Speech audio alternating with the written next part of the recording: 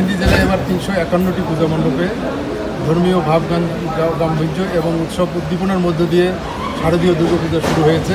আপনারা দেখতে পাচ্ছেন যে এখানে যে পূজার সাথে নেতৃবৃন্দ, মণ্ডপের সাথে যারা নেতৃবৃন্দ আছে, পূজা উদযাপন ফ্রন্ট, পূজা উদযাপন পরিষদ, হিন্দু কল্যাণ পরিষদ, হিন্দু মহাজোট সহ পূজা মণ্ডপ কমিটির সকল নেতৃবৃন্দ কিন্তু আমার সাথে আছে। সবার মুখে দেখবেন একটা আনন্দের, একটা উৎসবের একটা আমেজ, উৎসব উদ্দীপনার মধ্য দিয়ে এই শারদীয় দুর্গাপূজাটা শুরু হয়েছে আজ থেকে।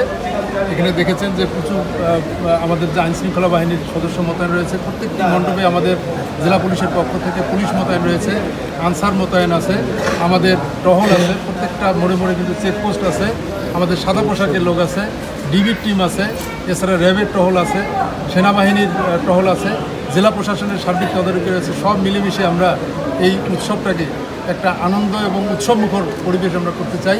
সবাই মিলেমিশে যেন এমনভাবে এই শারদীয় দুর্গাপূজাটা উদযাপিত হয় যেন কোথাও কোনো বিশৃঙ্খলা, কোথাও কোনো ধরনের অরাজকতা বা কোনো কিছু না থাকে, অর্থাৎ স্বাভাবিকভাবে একটা ধর্মীয় উৎসব যেভাবে উদযাপিত হয় স্বাভাবিক নিয়মে, সেই উৎসবের আমেজটা আমরা সবাই মিলেমিশে এটা আমরা নিশ্চিত করব, এটা আমাদের প্রত্যাশা।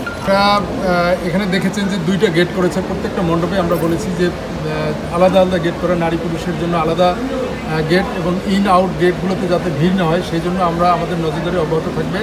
এবং পূজা মণ্ডপ কমিটির পক্ষ থেকে যথেষ্ট পরিমাণ স্বেচ্ছাসেবক নিয়োগ করেছেন, বিভিন্ন রাজনৈতিক দল যারা সার্বিকভাবে সহযোগিতা করতেছেন যে এই মণ্ডপের নিরাপত্তা এবং আইনশৃঙ্খলার বিষয়টা দেখার জন্য। আর ট্রাফিকের বিষয়টা যেটা বলেছেন যে আমরা চেকপোস্ট দিয়েছি অনেকগুলো জায়গায়, যাতে কোথাও কোনো বিশৃঙ্খলা না হয় এবং গাড়ি পার্কিংয়ে যাতে কোথাও কোনো সমস্যা না হয়, বিশেষ করে মণ্ডপের আশেপাশে